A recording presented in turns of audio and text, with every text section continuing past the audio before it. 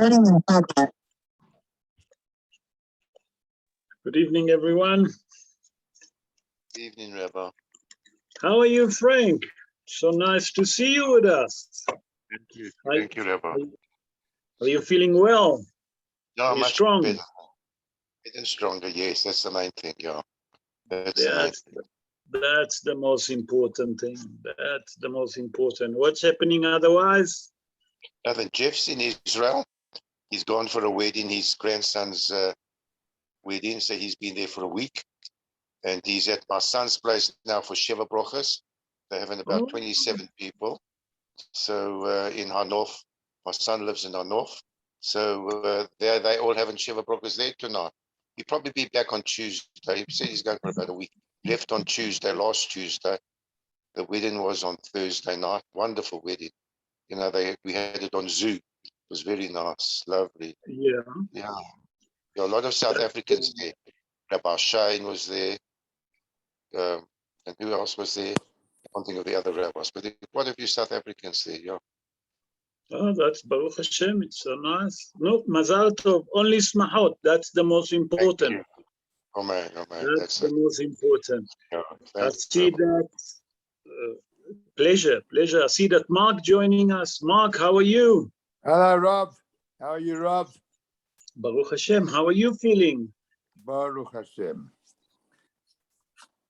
Enjoy your tea.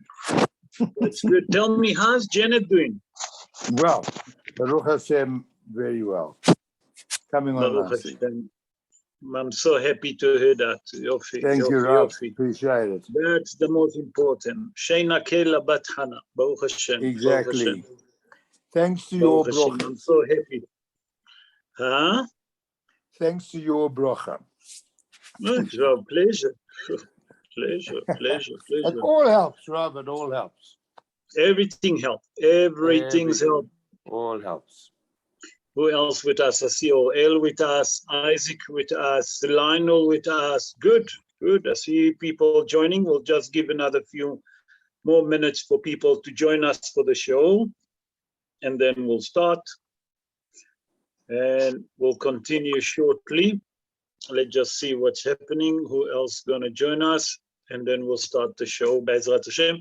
Tonight, we're going to speak about the 4 Parshiot. Mark, how do you say in English, Arba'a Parshiot? 4 Parshiot. Exactly.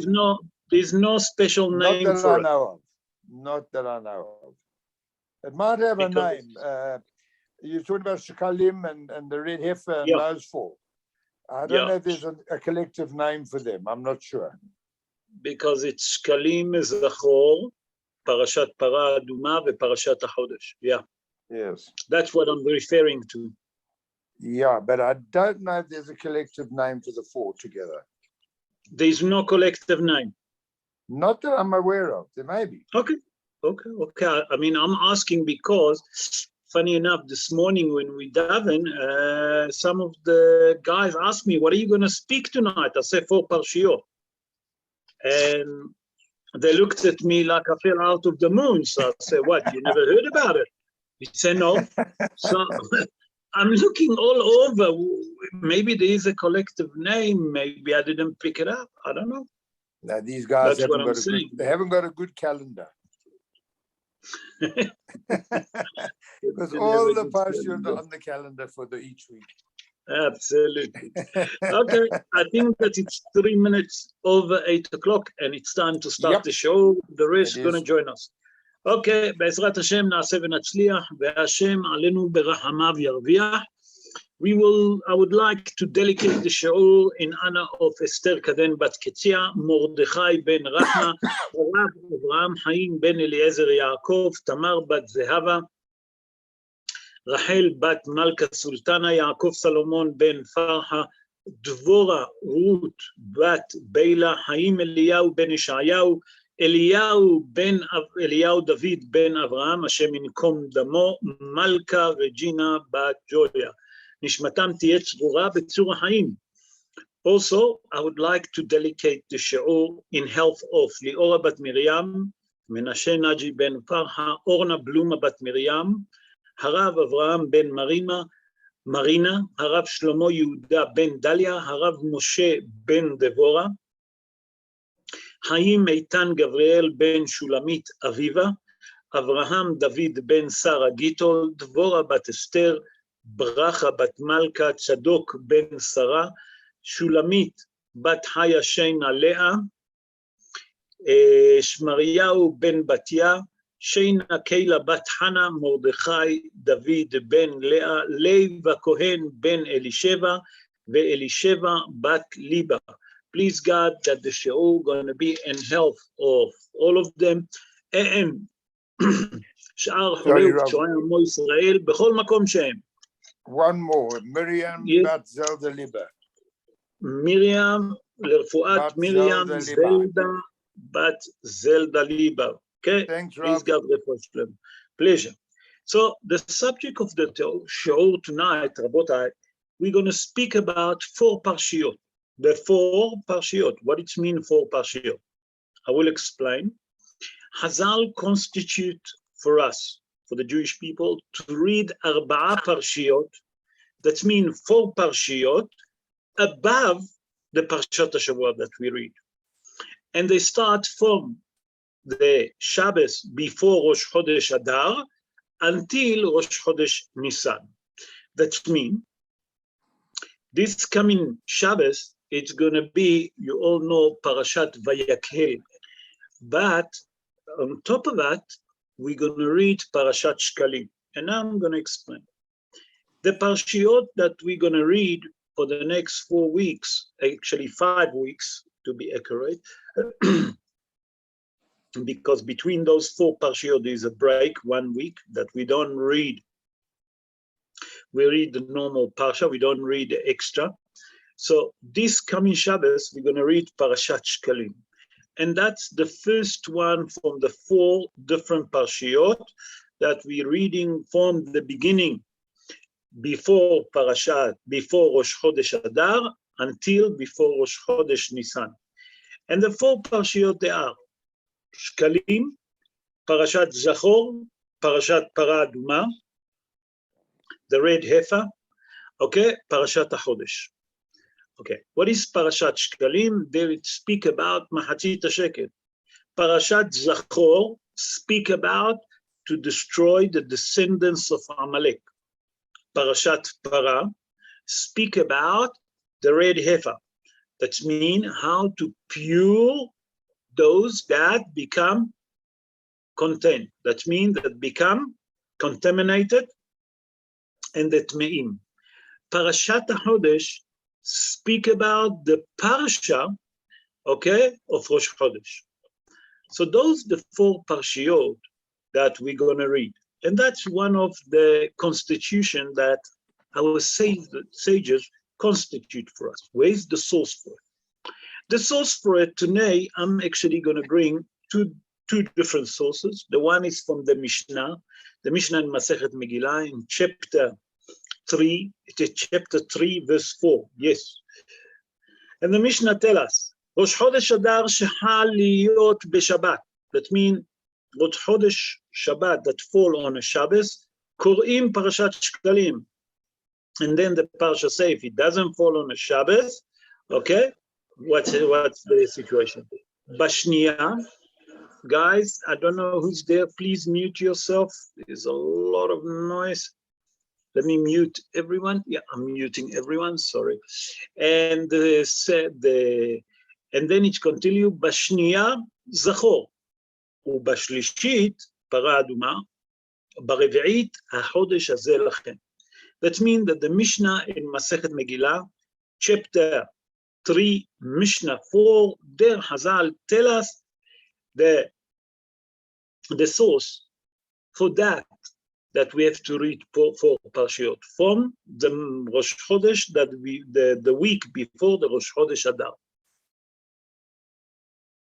Ado in a Talmud Yerushalmi, again in Masechet Megillah, in chapter, in page 29, folio 1, 4 line before the end, Hazal also speak about it, and then they remind us that before Rosh Chodesh Adar, the Shabbos before Rosh Chodesh Adar, that Shabbat Mevorachim, by the way, that we have to read Parashat Shkalim, after that Parashat Zachor, Parashat Para Aduma, and then Parashat HaChodesh. Okay, so those are the source for it. Now, I would like to put it in, to explain the idea. What's happening? In a Shabbos before Rosh Chodesh Adar, okay? If it's a normal 1 year, in the year there is only one Adar, we read it in a Shabbos before Rosh Chodesh Adar. In a leap year, we always start to read those 4 Parshiot in Shabbos before Rosh Chodesh Adar Bet, the second Adar. Okay? So there is a difference between a leap year and a normal year. Why? Because the leap year we celebrate Purim when? On the second of Adar. That means Adar Bet. In a normal year, we celebrate on Adar. There is no Adar Aleph, Adar Bet, so we celebrate on Adar. So from here, we see that there is a difference. In a normal year, that it's not a leap year, we read before Rosh Chodesh Adar, Parashat Shkalim. On a leap year, we start to read before Rosh Chodesh Adar Bet. Okay? I hope that I explained. So what's happening? The first Parshiot that we're going to read is Parashat Shkalim. Next week, we're going to read Parashat, in Shabbos, we're going to read Parashat Vayakhel.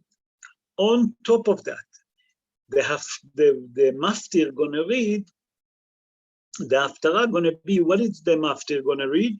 The Maftir going to read Parashat Shkalim. Okay? What's happening? So next week, just to explain to you how does it work, the sequence and the order, what's going to happen next Shabbos, so for you to understand. Next week is Parashat Vayakhel.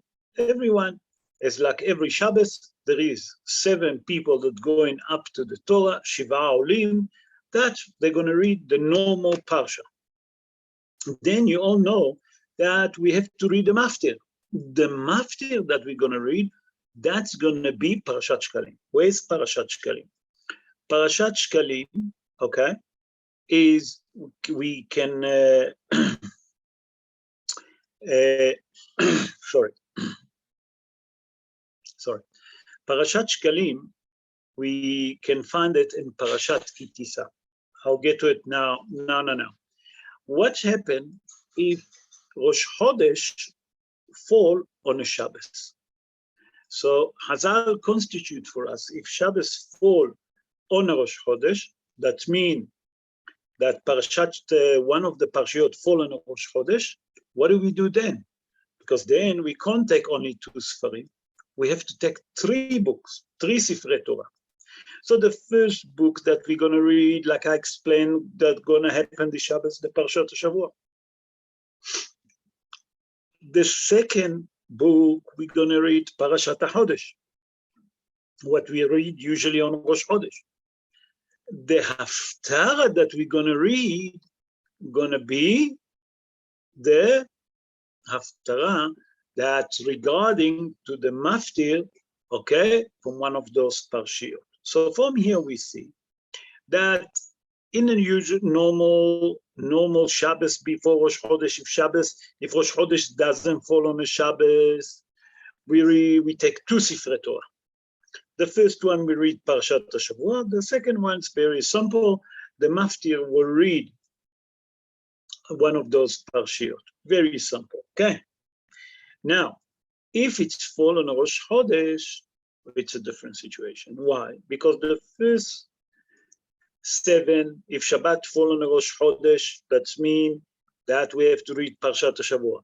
After that, we have to read, we explain what we read on Rosh Chodesh. The third one, on a third book, we read the Parashat Shkalim that usually happen, and this situation can happen only in Rosh Chodesh Adar or Rosh Chodesh Nisan. So we can read only Parashat Shkalim or Parashat, sometimes it's happened that it's Parashat, what do you call it? Parashat HaChodesh, okay? Parashat Shkalim, Parashat HaChodesh. Okay, the Haftarah. The Haftarah that we usually read is one of those 4 Parshiot, and that's going to be the Haftarah like we explained. Now I'm going to start the order of the Parshiot. How do we read the order of the Parshiot? Parashat Shkalim, we're going to read this coming Shabbos. After we finish to read Parashat Vayakhel, where is the Parashat Shkalim? Parashat Shkalim can be found in a book of Sefer Shmot, in Parashat Kitisa that we read the previous Shabbos, that we read yesterday in chapter 30 and verses from 11 until verse 16. And there is speak about Mahatzit Shekel. What does it mean? That it's to remind the Jewish people that when the time that Bet HaMikdash was exist, that they have to take Mahatzit Shekel, they have to donate Mahatzit Shekel, okay? That with that Mahatzit Shekel, they used to buy the public sacrifice that they used to sacrifice on the month of Nisan.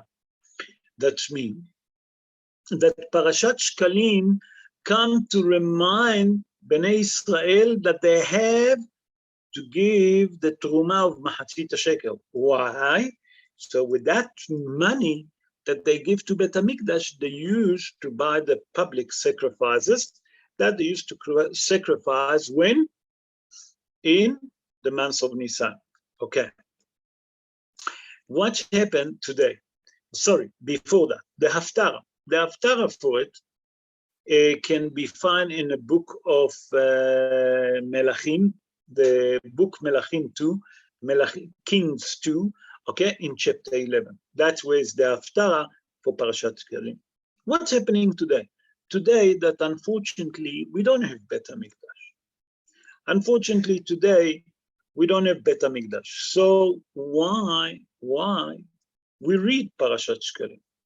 It's come to tell us, Rabotai, that the main reason that we read Parashat Shkalim is to remember what they used to do during the time that Bet HaMikdash was exist. That means when Bet HaMikdash was exist, we have to know what they used to do. Why? Because when HaKadosh Baruch Hu, Be'ezrat Hashem, will build the 3rd temple, the 3rd Bet HaMikdash speedily nowadays, we know what has to be done. The second parasha that we need to read is Parashat Zachor. Parashat Zachor is in a book of Devarim, in Parashat Kititze LaMilchama, in chapter 25, verses 17 until include 19, okay? 17, 19. And the time to read Parashat Zachor, it's always, remember that, the Shabbos before Purim. The Shabbos before Purim, we read Parashat Zachor. What's the reason for reading Parashat Zachor? Parashat Zachor is to remind us that we have an obligation, a mitzvah from the Torah, that we obligated to destroy, okay, the descendants of Amalek. That we obligated, the Torah tell us to destroy the descendants of Amalek. Okay, so why we read it before Purim? Because Haman HaRasha, Haman was the son of Agag. He was from descendants of Agag, not his son, from descendants of Agag. And he was Amalek. And because the story of Purim speak about that Haman wanted to kill and destroy the Jewish people, we have to remember the Shabbos before Purim, how HaKadosh Baruch Hu made the miracle, but on top of it, to remind us that we have an obligation to destroy the descendants of Amalek.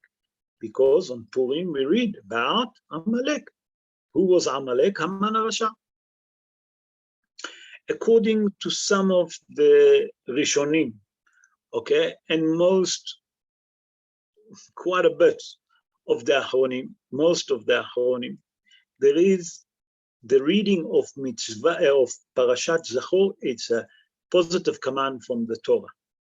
Again, I repeat, there is a lot of the Rishonim and most of the Ahronim that, in their opinion, the Parashat Zachor, that we have to read, it's an obligation from the Torah. Everyone has to hear it. Now, we have to read it from the most kosher Sefer Torah that we have in a shul. Okay? Now, the custom is that every congregation must read it, and a tropes of that congregation. That means the Sephardi have a different trop to the Ashkenazim, they must read it. The Ashkenazim have a different trop, they must read it with the Ashkenazi trop.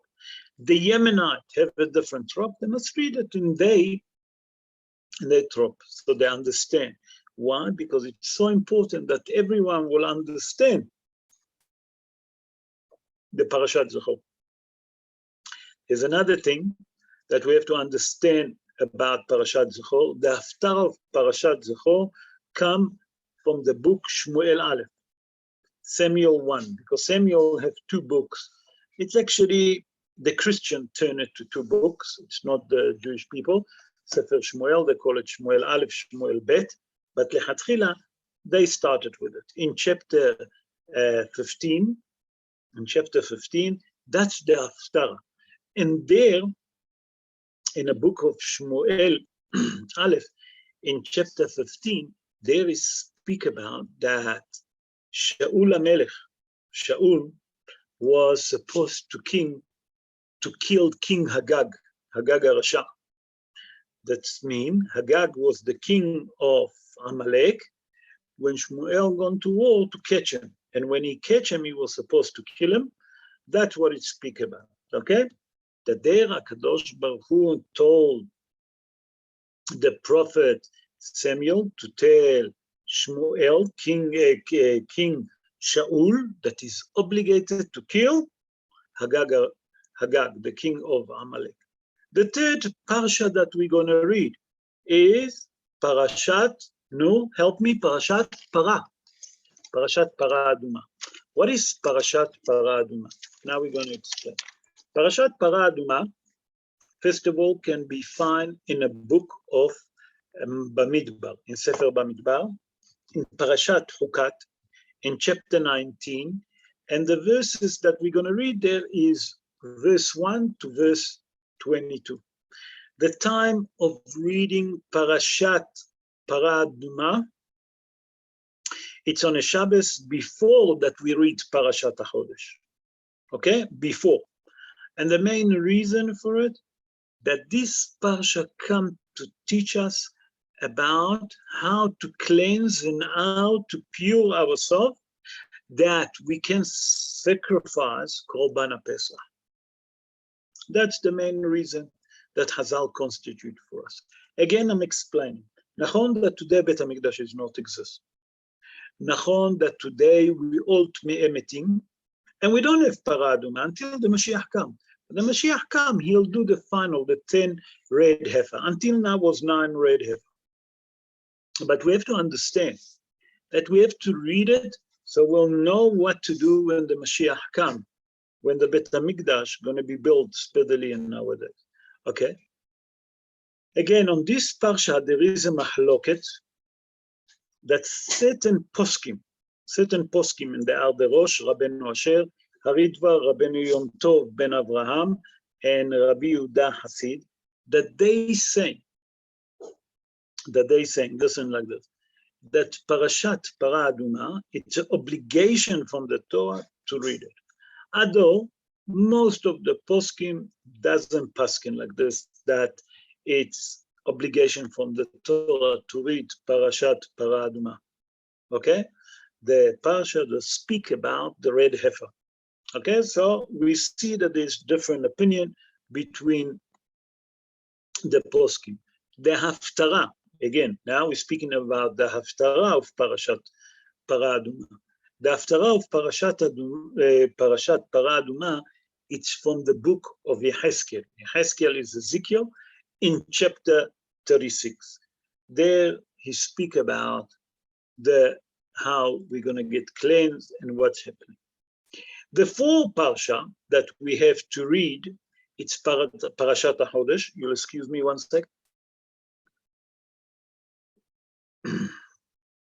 Sorry, my throat got dry. Parashat HaChodesh, the time is before the Shabbos, before Rosh Chodesh Nisan, okay?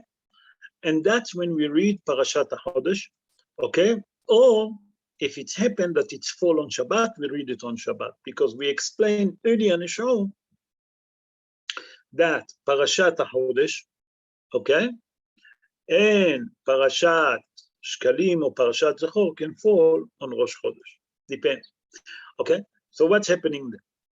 That Parashat HaChodesh, we have to read the Shabbos before Rosh Chodesh Nisan, we explain, or on the Shabbos that if Rosh Chodesh Nisan fall on a Shabbos, we read Parashat HaChodesh. Where is the reading for it? The reading for it comes from the book of Shmot in Parashat Bo,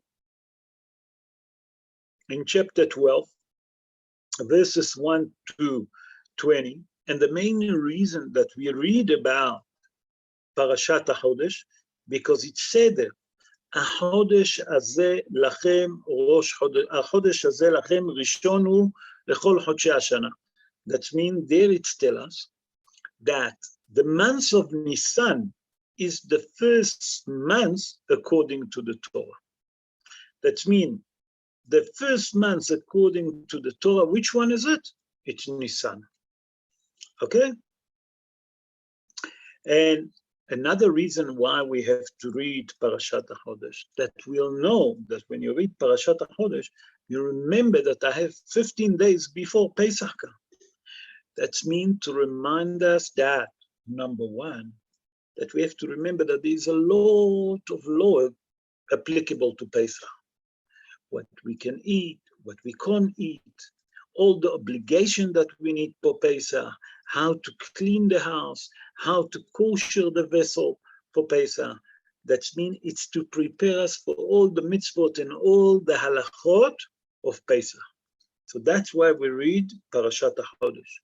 The Haftarah of Parashat HaChodesh, that's the last 4 Parshiot, okay, it's in the book of Yechezkel again, in chapter 45.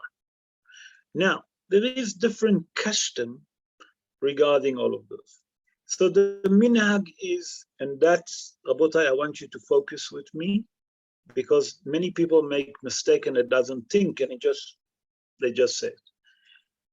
On those Shabbatot, okay, there is a minhag that we don't say Avarahami. For example, this coming Shabbos is Parashat Vayakhel. Parashat Vayakhel, we also read Parashat Shkalim.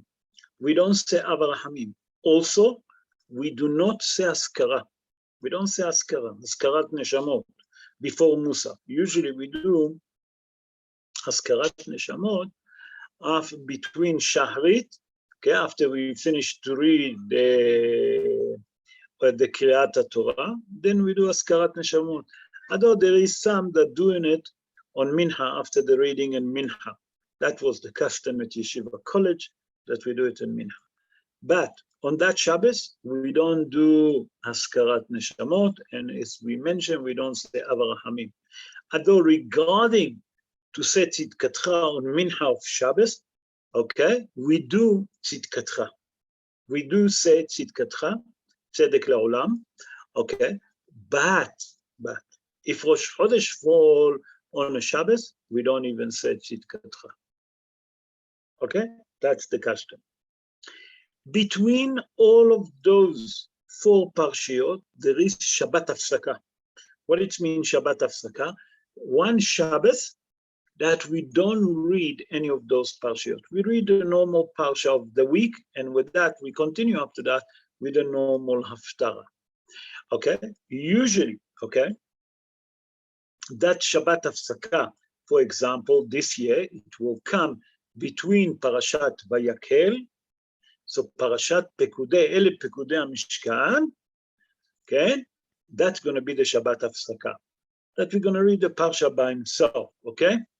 Usually it's happened between Parashat Shkalim and Parashat Zachor. So the Shabbos that we read Parashat Shkalim, after that we read normal Parashat Shavua, and after that we read Parashat Zachor, okay?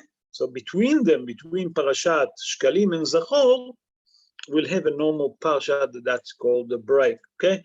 The normal break, that we call it. Also sometimes happen that, yeah, it does happen, that there is a Shabbat Hafsaka, actually, that happened between Parashat Zachor and Parashat Para Aduma. That means that the break not going to be dafka between Parashat Shkalim and Parashat Zachor. No, it's going to be between Parashat Zachor and Parashat Para Aduma. Okay. One of the things that we spoke earlier that we have to do is Parashat Shkalim. And that's what we're going to read this Shabbos. Parashat Shkalim is from the Parsha that we read yesterday, Parashat Kitisa. And there it speaks about Mahatzit Shekel. And we explained earlier that during the time of Bet HaMikdash was exist, they used to bring a half a shekel to Bet HaMikdash. Every person from the age of 20 and upwards have to bring Mahatzit Shekel, okay? Today that we don't have Bet HaMikdash, why do we have to bring Mahatzit Shekel? So this question actually brought up, funny enough, listen to that. It's brought by the Mordechai. The Mordechai wrote a commentary on a Torah, and he was Rabbi Mordechai ben Hillel. He born around 772 years ago. I'm not sure if he born in Germany. I know that he died in Germany, he been buried, but I'm not sure if he born in Germany. I looked for his history, I couldn't find if he born in Germany. So the Mordechai, in his commentary on Talmud Masechet Megillah, he bring there that there is a custom to take Mahatzit Shekel, to bring Mahatzit Shekel, okay? That's the custom. What to do with that, we'll explain now. The Sfaradim, actually, that minhag become many years later.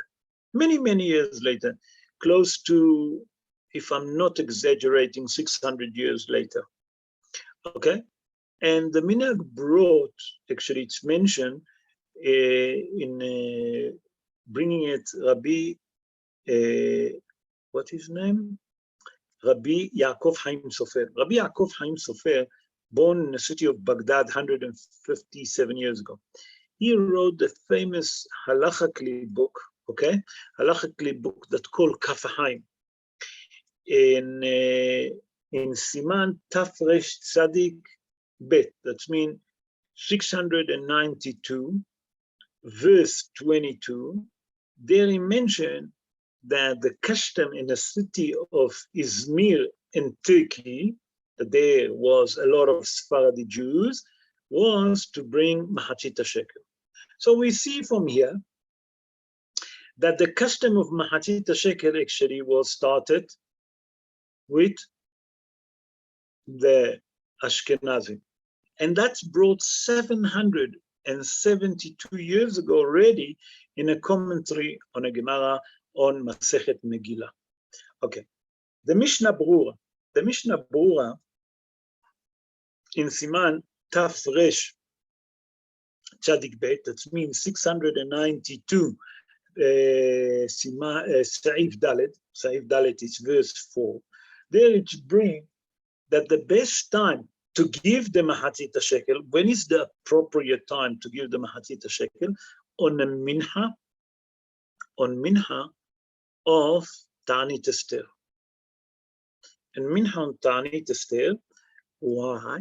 So when we're doing the Ta'anit of Esther, and we're giving tzedakah, so together they can do atonement for the Jewish people, okay?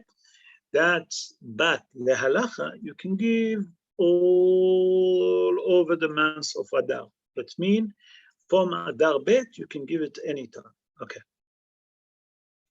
Now, many of you are going to ask, what is the value of Mahatzit shekel today?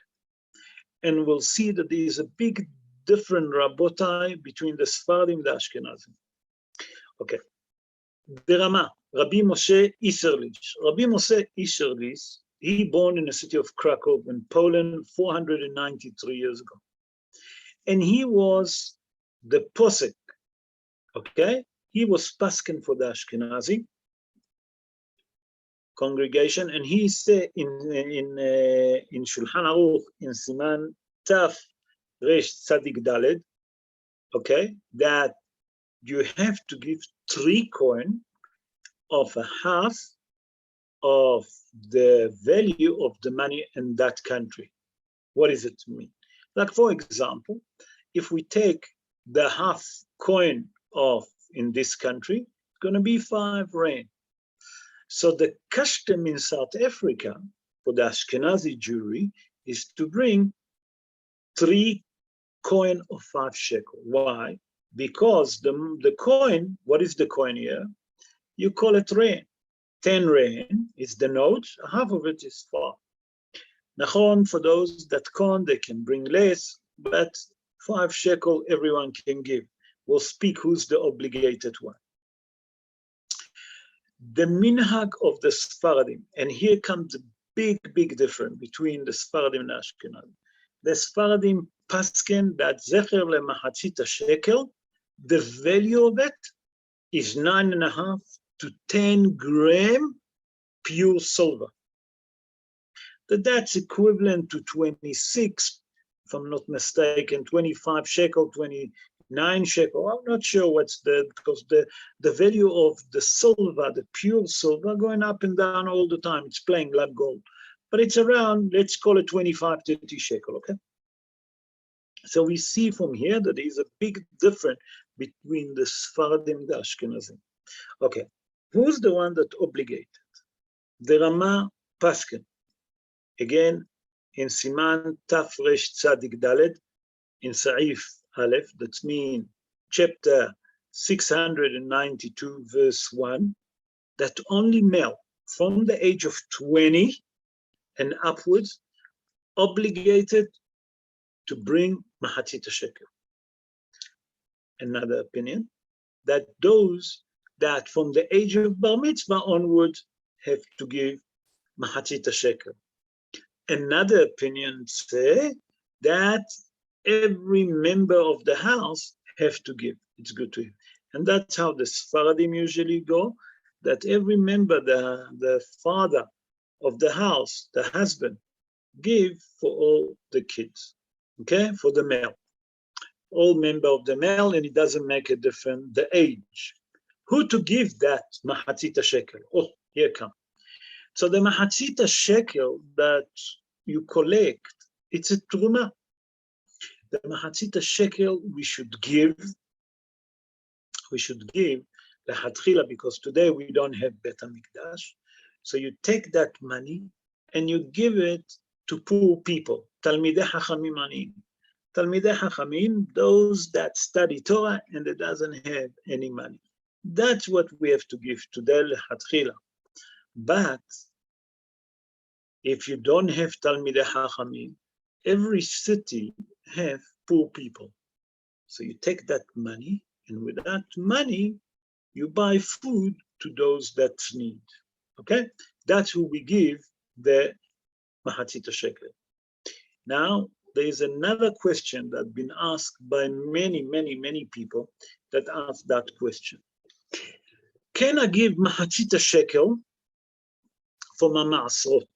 Not for my tzedakah, ma'asrot. What does it mean, ma'asrot? Ma'aser, you give not from your 10%. Above your 10%, you give the ma'asrot. So the question becomes, can you give those donation that you want to give to Mahatzit shekel from the ma'asrot that you usually give? So the halacha bin pasken that it's a problem with that. Why? Because usually when you take the ma'asrot, you already, this maaser, you appointed to certain institute, certain people that you give the maaser. Mahatzit shekel wasn't for them. You didn't have it in mind at the beginning. And if you didn't have it in mind at the beginning, you can't take the mahatzit shekel from the maasot. So from here we see that the mahatzit shekel cannot be taken from the maasot that usually a person give. Guys, if you look, I try to keep to 40 minutes instead of our shi'ur. I'm reducing so people can focus and not to make it too long. So, Be'ezrat Hashem, that now we learn a little bit regarding the 4 Parshiot, that we should all merit to give the Mahatzit shekel to Bet HaMikdash, and HaKadosh Baruch Hu will merit us to see Mashiach Tzidkenu speedily in our day, and building of the 3rd Bet HaMikdash in our day, Amen Ken Yeh Ratzon. To those of you that want to ask question, or you have question, I'll try to answer Bechavod. Hello, it's Anthony. How are you? Baruch Hashem, Antonio, how are you feeling? How was your Shabbos? Very nice, thanks. Very nice. Ken, Bechavod. Parshiot is the writer. Do children also sit the writer for under bar mitzvah as well to hear it? Oh, very good question. So there's a shaila among the poskim. Is a child below the age of mitzvot? Mitzvot is bar mitzvah, 13 years old. So the Mefarshim explained, I saw opinion, funny enough, I read about it, I think on Friday. I think so, on Friday, I'm not sure. That there is opinion that say that the children from the age of 9, okay, obligate to come to listen to Parashat Zachor. Why? Because children in the age of 9 already understanding what's happening, okay? And they do understand the story of Purim. So kids from the age of 9 should come to listen to Parashat Zachor. Yeshav Koach, Anthony. Thanks very much. Pleasure. Any other question regarding the 4 Parshiot? Maybe I didn't explain properly. Don't be shy to ask. Rabbi, good Yes, evening. Good evening. Rabbi, How are you, Isaac? I'm all right, Rabbi. My question is, when you send the gift, you must put your name to the person that you send the gift. You mention your name there, or you cannot put the name, you just send it. When you said the gift, what gift are you talking about? You talking about Mahatzit shekel, the donation? Are you talking about the donation? In the Purim, with Purim, you need to send No. a gift. No, we're not talking, no. You're talking about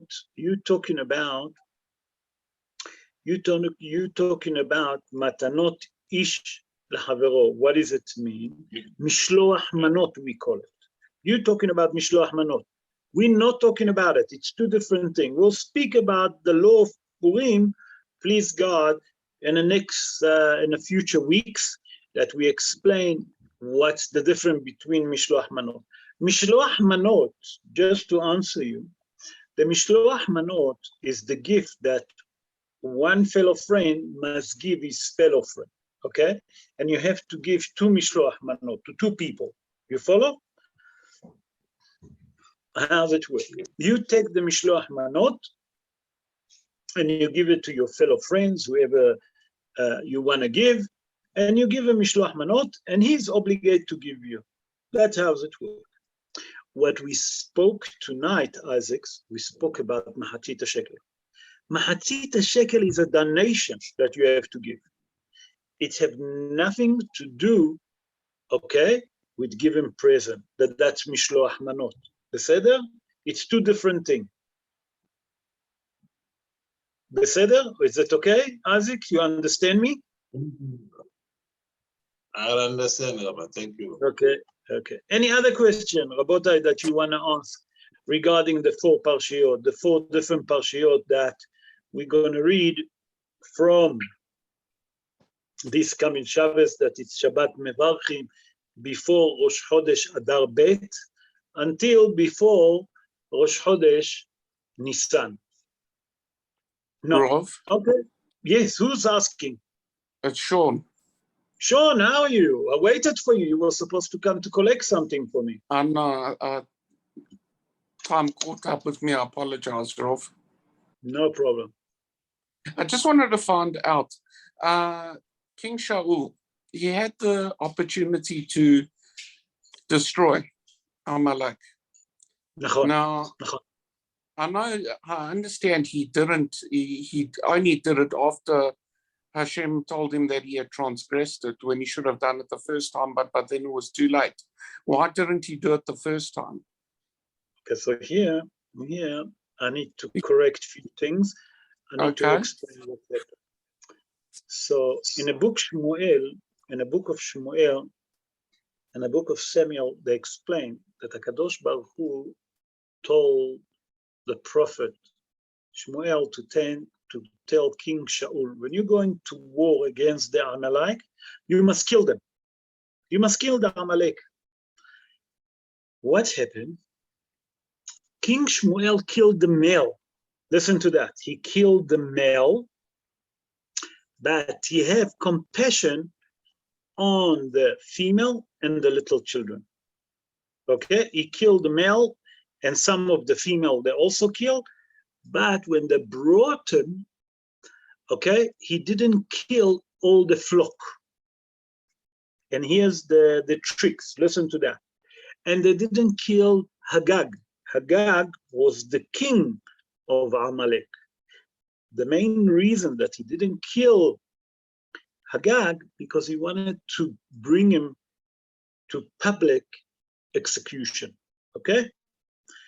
With the flock that he didn't kill, because something there, I'll explain.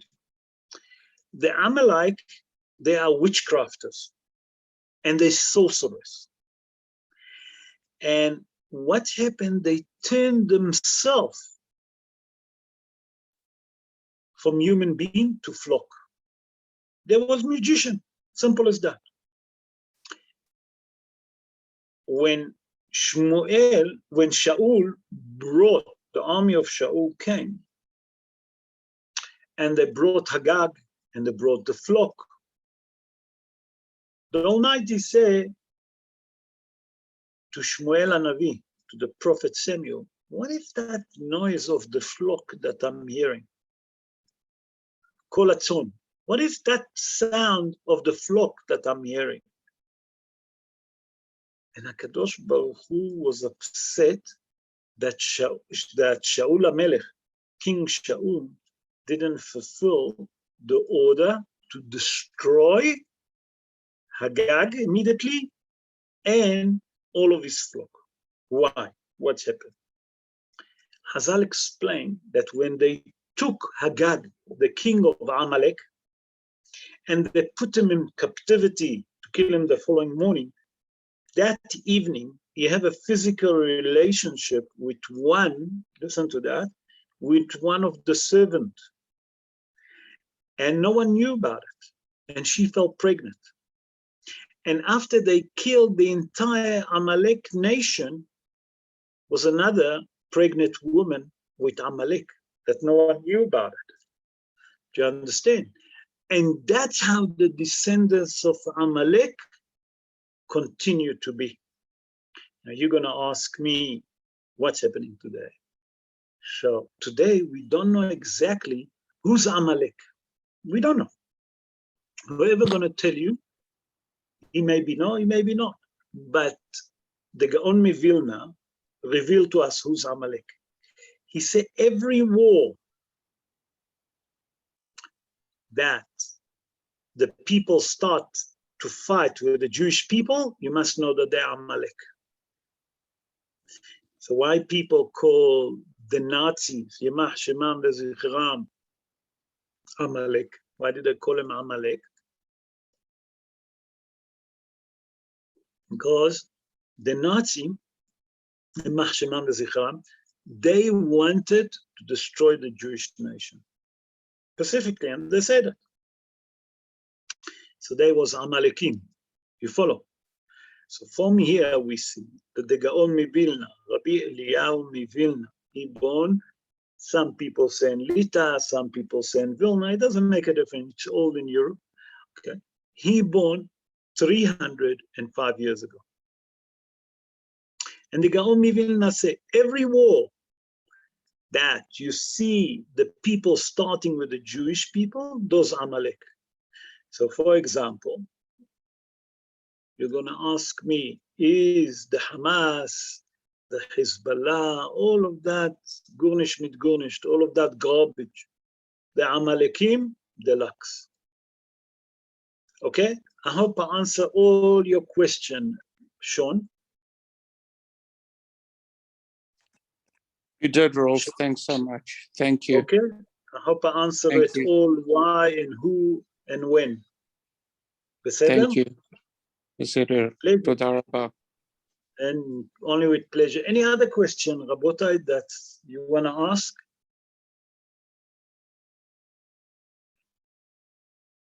No? Okay. So, Baruch Hashem, we're on time, less than an hour with a question. It took us exactly 50 minutes or 51 minutes. So I would like to wish all of you a great week. I hope that you enjoyed the show. To wish you all Shavua Tov, a beautiful week to all of us, a safe week, a week of successful. Amen. Ken Yiratzon. Have a good night, everyone. Good night,